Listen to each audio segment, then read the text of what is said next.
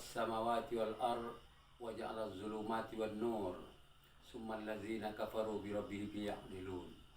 Asyhadu an la ilaha illallah wahdahu la syarikalah wa asyhadu anna Muhammadan abduhu wa rasuluh.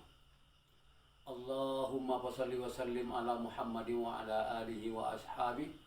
Amma ba'du fa ya ayuhan nas ittaqullaha haqqa tuqatih wa la tamutunna illa wa antum muslimun. A'udzu billahi minasy syaithanir rajim. Bismillahirrahmanirrahim. Wa min ayatihi an khalaqalakum min anfusikum azwajan litaskunu ilaiha wa ja'ala bainakum mawaddatan wa rahmah. Inna fi dzalika laayatin liqaumin yatafakkarun. Shadaqallahul azim. Pendengar yang dirahmati oleh Allah Subhanahu wa taala. Alhamdulillah kita ucapkan kepada Allah kita dapat berjumpa pada hari yang ke-15 Ramadan 1431 Hijriah. Berselawat kita kepada junjungan alam Nabi besar Muhammad sallallahu alaihi wasallam. Allahumma sholli ala Muhammad wa ala ali sayyidina Muhammad. Semoga kita hendaknya istiqamah dengan segala ajaran-ajaran yang telah disampaikannya untuk mencapai bahagia dunia dan akhirat. Pendengar yang dirahmati oleh Allah Subhanahu wa taala. Rumah tangga bahagia dan sejahtera adalah dambaan setiap orang. Namun tidak semua orang mendapatkannya. Ada orang yang sudah sejahtera tapi belum tentu bahagia. Sebaliknya, ada orang yang sudah bahagia tapi belum tentu sejahtera. Bahagia orientasinya adalah batiniah, sedangkan sejahtera bersifat materi.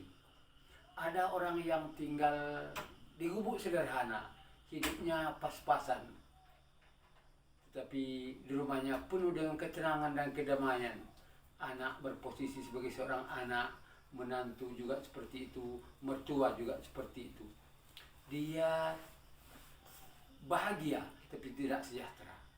Anak apabila akan meninggalkan rumah, dia pamit dan mohon doa kepada orang tuanya. Suami juga seperti itu dan istri juga seperti itu, mendoakan.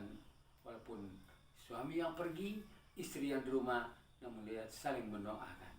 Dia bahagia tapi tidak sejahtera. Sebaliknya ada orang yang punya fasilitas yang mantap, serba cukup, mobil, rumah, fasilitas semuanya ada, tapi di rumahnya penuh dengan perselisihan dan pertengkaran. Tidak berposisi sebagai posisinya masing-masing. Padahal kemewahan dan kesenangan ada pada dia, tapi dia tidak bahagia. Maunya kita, wahai kaum muslimin, pendengar yang dirahmati oleh Allah SWT, bahagia dan sejahtera adalah milik kita. Al-Quran membimbing kita, wa ja'ala bainakum mawaddatan wa rahmah. Tujuan perkawinan, tujuan pernikahan itu adalah bainakum mawaddah wa rahmah. Rasa senang dan tenang, bahagia dan sejahtera. Pendengar yang dirahmati oleh Allah SWT, semua kita ingin mendapatkan itu. Mungkin kita akan bertanya dalam batin kita, apa kiat, apa usaha yang akan kita lakukan supaya itu kita peroleh. Tentu saja kita akan mencontoh Rasulullah SAW dalam membina rumah tangga sebagai uswatun hasanah bagi kita. Rasul mengatakan dalam sebuah hadis yang diriwayatkan oleh Imam Ad-Dailami, paling kurang ada 6 yang harus kita miliki dalam membina rumah tangga agar menjadi rumah tangga bahagia dan sejahtera. Apa kata Rasulullah? Iza aradallahu bi ahli baitin khaira faqahahum fid din wa waqqara sairahum kabirahum wa razaqahumur rifqa fi ma'isyatihim wal qasdu fi nafaqatihim wa bassara uyubahum fayatubu minha wa iza arada bihim ghairu dzalik tarakahum hamla. Apabila Allah Subhanahu wa taala menghendaki suatu rumah tangga itu menjadi rumah tangga yang baik, rumah tangga yang bahagia dan sejahtera, apa syarat yang pertama? Yang pertama kata Rasulullah, faqahahum fiddin, di mana rumah tangga itu didasari dengan nilai-nilai agama. Prioritas pertama dalam membina rumah tangga adalah nilai-nilai agama.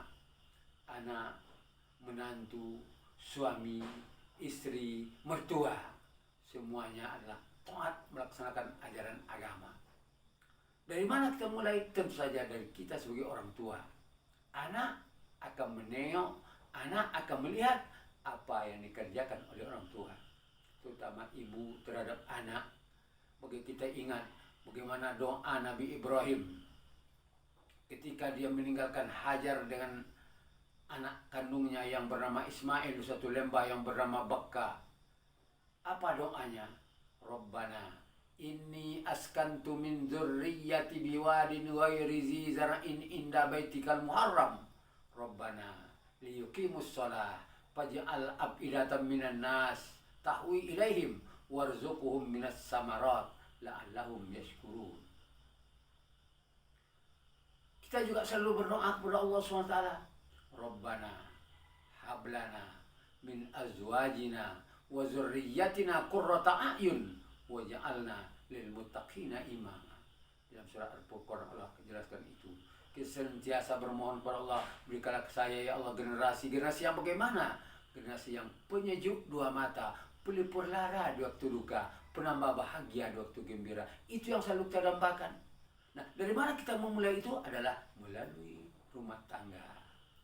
Bagaimana rumah tangga itu? Doa Nabi Ibrahim. Yang pertama, apa doa Nabi Ibrahim? Rabbana liyuqimus shalah.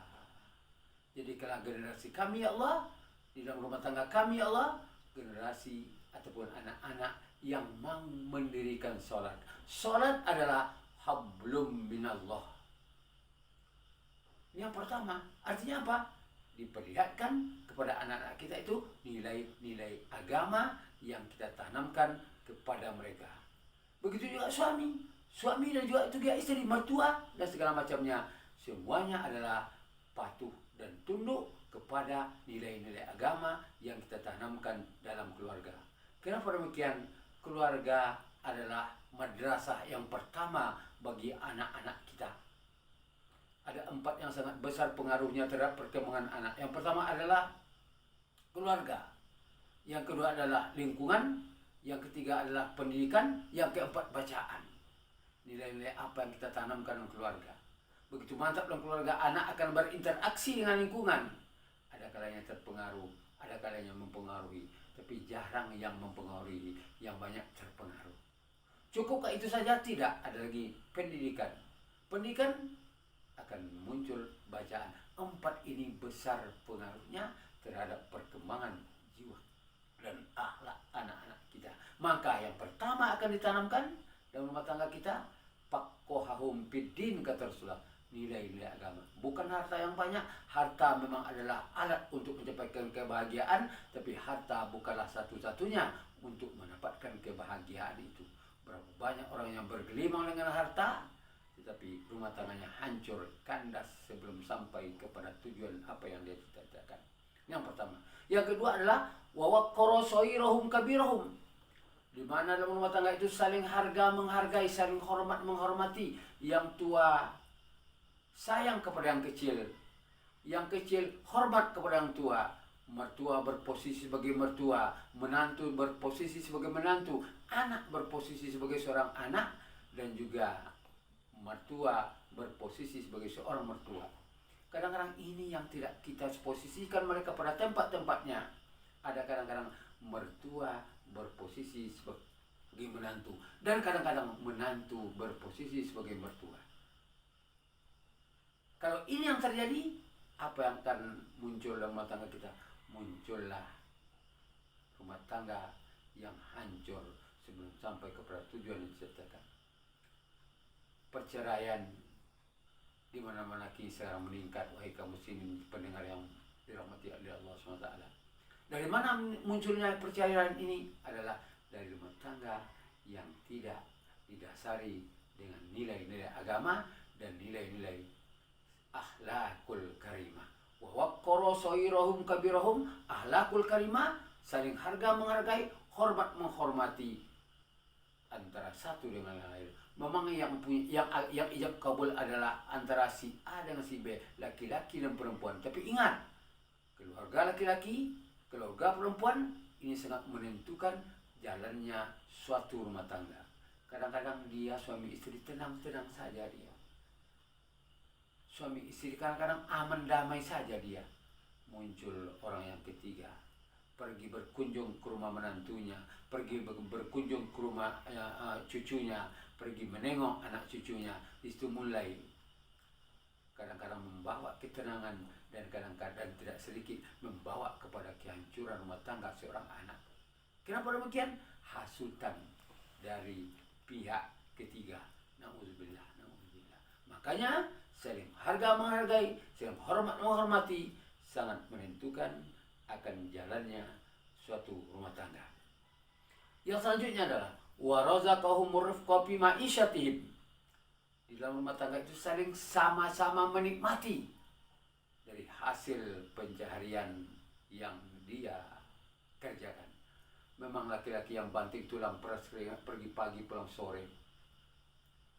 Tapi ingat, kesuksesan seorang suami di luar, kesuksesan seorang suami dalam bekerja, keberhasilan seorang suami dalam berkarya, berusaha, sangat ditentukan oleh dukungan seorang istri yang berada di rumah.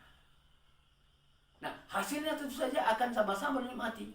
Kadang-kadang ini tidak terwujud, wahai kaum muslimin pendengar yang berbahagia. Minta-minta suami yang bekerja, minta-minta dia yang bekerja, yang punya makan gaji. Dia akan berbuat seenaknya saja, dia akan berbuat semaunya saja. Kadang-kadang di rumah pilit, kikir, bahil. Di luar curah, royal. Kawan-kawannya dia makan-makan enak, makan-makan mewah dan segala macamnya. Tapi sampai di rumah hanya alah kadarnya saja. Padahal dia dan anak-anaknya yang akan makan. Kenapa demikian? Tidak punya tanggung jawab untuk sama-sama menikmati. Dia aja kan di rumah, yang bekerja kan saya. Dia kan hanya di rumah. Saya yang susah kan bekerja di luar kan saya. Ini tidak boleh, wahai kaum muslimin para pendengar yang berbahagia. Makanya alhamdulillah di dalam negara kita, apapun yang dapat selama suami istri, ini disebut dengan harta gonong gini. Artinya apa? Supaya sama-sama menikmati. Walaupun sudah berpisah nanti, tapi ada ketentuan khusus dari pemerintah kita dan juga agama kita yang akan menikmati adalah keluarga. Kadang-kadang rayuan dan godaan kawan. Dengan kawan tidak berhitung dia mengeluarkan duit. Dengan teman tidak berhitung dia mengeluarkan apa saja. Tapi kita sampai di rumah, na'udzubillah, na'udzubillah. Macam ketua koperasi, bawang itu ada berapa lagi, gula ada berapa lagi, baru kemarin, ini na'udzubillah. Sama-sama menikmati. Yang nomor 4, wal qasdu fi nafaqatihim, sama-sama bertanggung jawab menjaga nama baik keluarga. Setelah kita sama-sama membawa bahtera kehidupan rumah tangga, sama-sama bertungkus lumus, sama-sama menikmati. Sebenarnya apa? Sama-sama menjaga nama baik keluarga. Kaum muslimin pendengar yang dirahmati oleh Allah SWT, ada orang yang kadang-kadang suaminya orang terhormat, tapi gara-gara perangai anaknya hancur nama baik suami. Ada kadang-kadang orang tuanya terhormat, tapi gara-gara perangai anaknya hancur nama baik orang tua. Dan lain-lain sebagainya. Artinya apa? Kita punya sama-sama punya tanggung jawab moral untuk memelihara nama baik keluarga. Kenapa demikian? Kadang-kadang nama baik itu lebih tinggi nilainya dari harta. Kadang-kadang nama baik itu adalah salah satu cara untuk mendatangkan rezeki dari Allah Subhanahu wa ta'ala.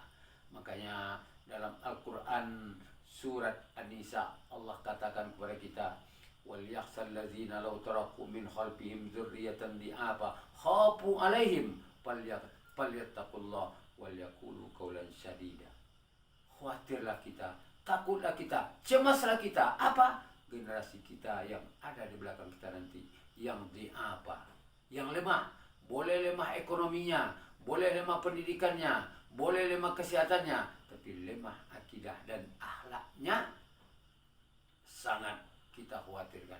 Artinya apa?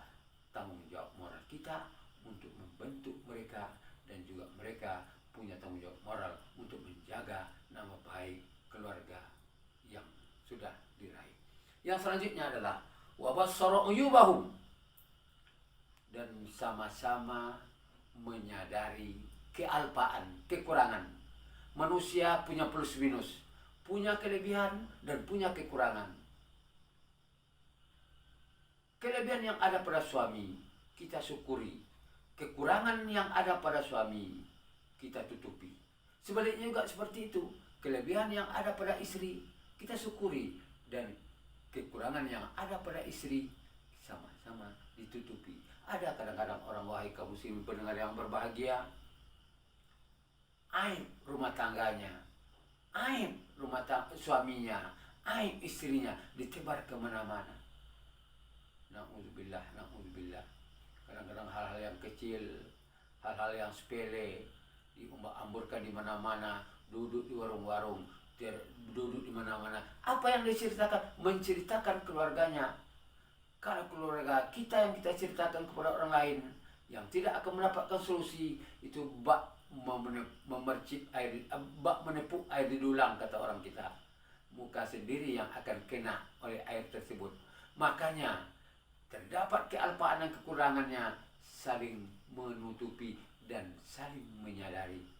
Plus minus kita manusia ini pasti ada, kelebihan, kekurangan pasti ada dalam hidup dan kehidupan ini. Kadang-kadang sehebat apapun kita, suatu saat kita akan tersilap dan akan tersalah, akan terlupa dan akan punya kealpaan. Disitulah kita menyadarinya. Jangan maunya menang sendiri, jangan maunya menang sendiri. Ini kan saya maunya begini, mau jangan. Nah, yang terakhir adalah fayatubu minha, mau memperbaikinya. Nah, ada orang yang menyadari salahnya, ada orang yang mengakui tapi tidak mau memperbaikinya. Kadang-kadang mau memperbaikinya tapi sebentar, besok diulang lagi. Dia sudah dibuat perjanjian, ini kesalahan suami, ini kesalahan istri, sudah dibuat perjanjian di atas segel. Sampai berapa lama mampunya perjanjian itu bertahan? Cuman 1 bulan atau 2 bulan. Kemudian terulang lagi dan terulang lagi. Ini tidak menyadari dia, tapi tidak mau memperbaikinya. Yang mantap itu adalah dia sadari, mungkin dia terdorong dan terlanjur untuk berbuat itu. Kemudian dia sadari dan dia mau memperbaikinya. 6 macam inilah pendengar yang perlu kita terapkan dalam membentuk rumah tangga. Wa ja'ala bainakum mawaddatan warahmah. Semoga Allah berikan itu kepada kita, dan selalu kita berdoa kepada Allah SWT. Ya Allah, berikanlah rumah tangga kami rumah tangga bahagia dan rumah tangga yang sejahtera. Allahumma alif bainahuma kama alafta baina Yusuf wa Zulaiha. Allahumma alif bainahuma kama alafta baina Muhammad wa Khadijatul Kubra wa Aisyatul Ridha. Dan apabila tidak ada yang 6 macam ini, kata Rasulullah, iza arada bihim ghairu zalik tarakahum hamla. Kalau tidak terwujud yang macam ini, tunggu kehancuran dalam satu rumah tangga. Hendaknya Allah SWT jangan memberikan itu kepada kita. Kenapa demikian? Sekali layar terkembang, jangan berhenti sebelum sampai ke tujuan. Apa tujuan kita? Menjadikan rumah tangga bahagia dan sejahtera dan meridho Allah SWT, rezeki tercurah, dan hendaknya generasi kita menjadi Rabbana hablana min azwajina wa dzurriyyatina qurrata a'yun waj'alna lil muttaqina imama. Demikian yang dapat saya sampaikan. Nasrun minallah wa fathun qarib. Wassalamualaikum warahmatullahi wabarakatuh.